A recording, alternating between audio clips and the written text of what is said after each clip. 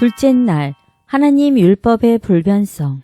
예, 하늘 성소에서 본 언약궤 안에 있는 하나님의 율법은 불변하다는 것입니다. 그 불변하다는 뜻을 다른 뜻으로 하면 그 율법은 영원하다는 것입니다. 그래서 우리 다 같이 한번 여기에 대해서 공부를 해보겠습니다. 사람들이 흔히 십자가에서 예수님께 십자가에 돌아가심으로 인해서 십자가 십계명이 어떻게 했다는 것이 말을 하나요? 폐지했다고요. 예, 십계명이 폐지됐다는 말을 우리가 흔하게 들을 수 있습니다. 그런데 십계명이 폐했다는 것은 종교 개혁자들의 가르침도 아니고 성경의 가르침도 아닙니다. 십자가에서 지상 성소와 관련 예수님께서 십자가에 돌아가심으로 인해서 원령을 상징하는 지상 성소와 관련된 율법과 의식은 어떻게 되죠? 그것은 중단됐고 그 효력을 잃은 것은 사실입니다. 그래서 율법에는 두 종류의 율법이 있죠. 이 지상 성소와 관련된 의식과 관련된 율법, 이것을 의문의 율법이라고 합니다. 또 다른 율법은 십계명이 되는 도덕적 율법입니다. 그렇지만 도덕적 율법인 십계명은 어떻게 됐다? 폐하지 않았다는 것입니다. 그래서 우리가 관과해서는 안 될 사실은 계명에는 두 가지 종류가 있는데 의문의 계명, 꼭 예수님의 원형이 되는 일에 관련된 지상 성소에 관련된 율법과 의식은 폐해진 것이 사실이고 더 이상 효력이 없습니다. 하지만 도덕적 율법인 십계명은 여전히 유효하고 불변하고 영원합니다. 질문이 있는데요. 네. 그러면 교사님이 말씀하시기를 그 대제사장이 그간 그 제사 제도를 했잖아요. 네네. 네, 그러면 십자가에서 예수님이 돌아가심으로 인해서 더 이상의 그런 제사는 없죠. 없는 건가요? 그렇죠. 그래서 더 이상의 이 대속죄일이 이 지상에는 없습니다. 대신 어떻게 해야 되나요? 예수 그리스도께서 십자가에 돌아가심을 해서 예수 그리스도를 상징하는 양을 잡아서 제사를 지내고 또 대속죄일에 백성들이 금식하고 회개하고 중단했던 그런 상징적인 모든 일은 어떻게 더 이상 이 지상에서 행해질 필요가 없이 폐해진 게 사실입니다. 왜냐하면 예수님께 십자가에서 단번에 영원한 제사를 드렸기 때문이죠. 네. 그래서 우리가 지난 시간에 히브리서를 통해서 그것을 공부를 했습니다. 그래서 히브리서의 중점이 뭐라고 그랬어요?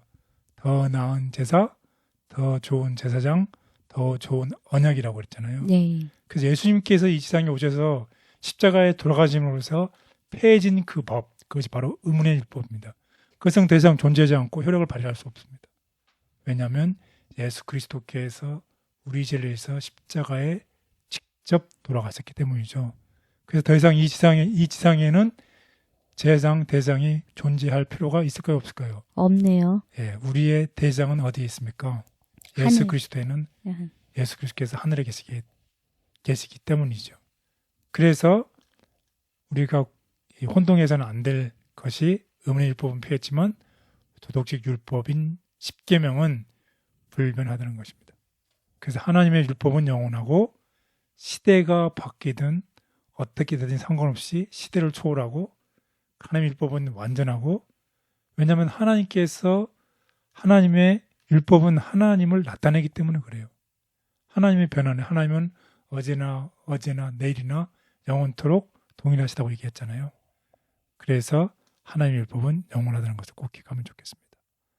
그래서 아까도 말씀드렸지만 실제로 율법은 하나님 자신의 성품을 반영하기 때문에 율법이 변했다는 것은 하나님이 변한다는 것을 역설적으로 나타내기 때문에 하나님의 성품이 변하나요? 하나님의 정부의 기초인 사랑이 변하나요? 변할 수 없지요. 그래서 율법은 변하지 않는다는 것입니다. 그래서 우리 성경을 통해서 한번 알아보도록 하겠습니다. 마태복음 5장 17절 18절 내가 율법이나 선지자를 폐하러 온 줄로 생각하지 말라. 폐하러 온 것이 아니요 완전하게 하려 함이라. 진실로 너희에게 이르노니 천지가 없어지기 전에는 율법의 1.1획도 결코 없어지지 아니하고 다 이루리라. 시편 111편 7절 8절 그의 손이 하는 일은 진실과 정의이며 그의 법도는 다 확실하니 영원 무궁토록 정하신 바요 진실과 정의로 행하신 바로다. 전도서 12장 13절 14절 일의 결국을 다 들었으니 하나님을 경외하고 그의 명령들을 지킬지어다. 이것이 모든 사람의 본분이니 하나님은 모든 행위와 모든 은밀한 일을 선악간에 심판하시리라. 네, 이 성경절을 보면 하나님의 율법은 변하지 않는다는 것이에요. 그리고 시편에도 보면 하나님이 하신 일은 진실과 정의이고 그 법도는 다 확실해서 영원 무궁토록 정하신 것이고 진실과 정의가 행하심 바라는 것이에요. 그 서두에서 말씀드렸지만 그렇기 때문에 어떻게 하라? 하나님을 경외하고 그의 명령을 지키라. 이것이 사람의 본분이라는 것이. 하나님께서 천년기를 통해서 천년기가 어떻게 조화를 이루면서 동작해야 되는지에 대한 법을 만들었어요. 그 일례가 아까 얘기했던 지구가 태양의 주변을 도는 자전과 공전을 얘기했죠. 그런 것처럼 인간과의 관계에서도 지켜야 될 법이 있고 인간과 하나님 사이에서도 지켜야 될 법이 있어요. 그것이 하나님의 율법이라는 것이. 그 율법은 불변하기 때문에 이 결국을 다 들었기 때문에 결국 어떻게 해라? 하나님을 경외하고 하나님의 명령을 지키라. 이것이 하나님 사람의 본분이라는 결론을 내는 것입니다. 자, 그것뿐만 아니라 이 종교개혁자 존 웨슬리가 이렇게 단언을 했어요. 우리 한번 다 같이 볼까요? 존 웨슬리가 이렇게 단언한 것을 주목하라.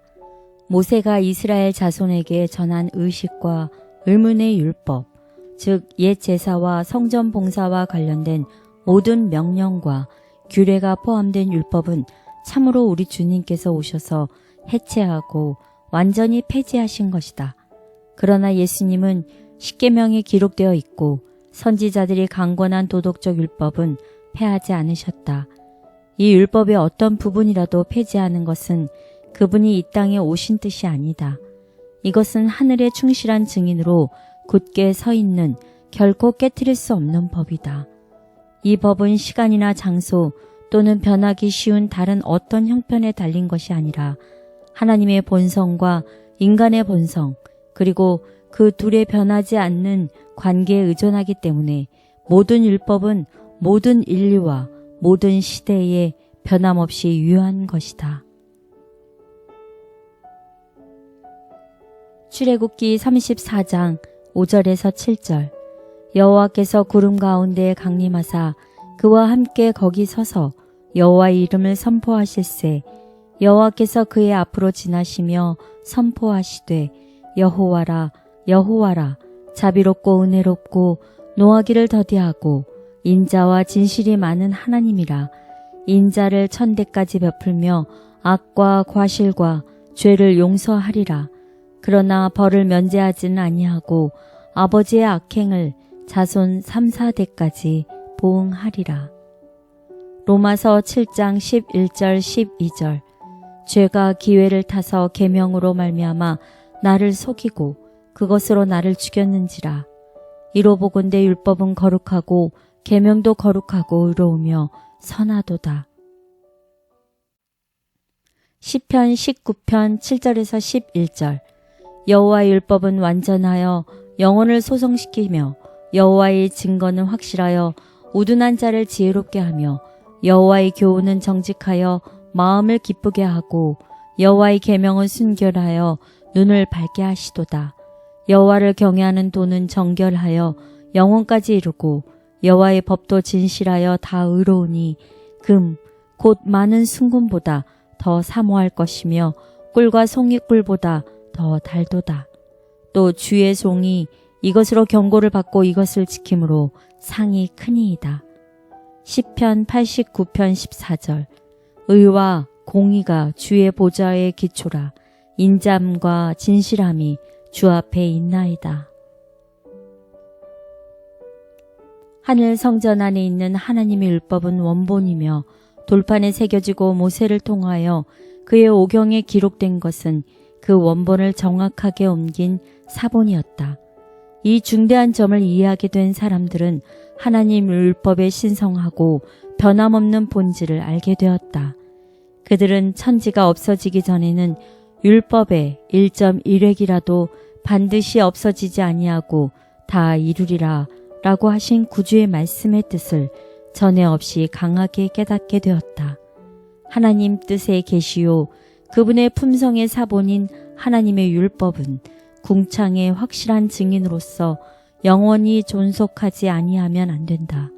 그 명령의 하나도 무효가 될 수 없고 그 1.1획이라도 변경될 수 없었다. 시편 기자는 이에 대하여 다음과 같이 기록하였다. 여호와여, 주의 말씀이 영원히 하늘에 굳게 섰사오며 그 법도는 다 확실하니 영원 무궁히 정하신 바요 진실과 정의로 행하신 바로다. 하나님의 율법은 변할 수 없다. 사탄이 그것을 미워하고 깨뜨리기 원하는 것은 율법이 하나님의 품성의 사본, 보좌의 기초, 인류의 도덕적 기초이기 때문이었다. 율법은 불변, 십자가에서 율법이 폐지되었다면 하나님의 귀한 아들이 당한 고통과 죽음은 사단이 요구한 그것을 준 셈이 되었을 것이다. 그렇게 되었다면 악마는 승리를 얻고 하나님 정부에 대한 비난이 확증되었을 것이다. 그리스도께서 사람의 죄의 형벌을 받으신 그 사실은 모든 창조된 지적 존재들에게 율법은 불변이며 하나님은 의로우시고 자비로우시며 자기를 부인하시는 분이라는 것과 그의 정부의 통치에는 무한한 공의와 자비가 연합되어 있다는 데 대한 강력한 논증이다. 하나님의 법을 저버린 세상 가운데서 우리를 부르셔서 아름답고 사랑이 충만한 하나님의 법을 배우고 따르게 하시니 감사합니다. 세상이 주는 부정적인 생각을 버리게 하시고 하나님께서 주시는 고귀한 것으로 마음을 채우게 도와주옵소서. 예수님의 이름으로 기도드렸습니다. 아멘.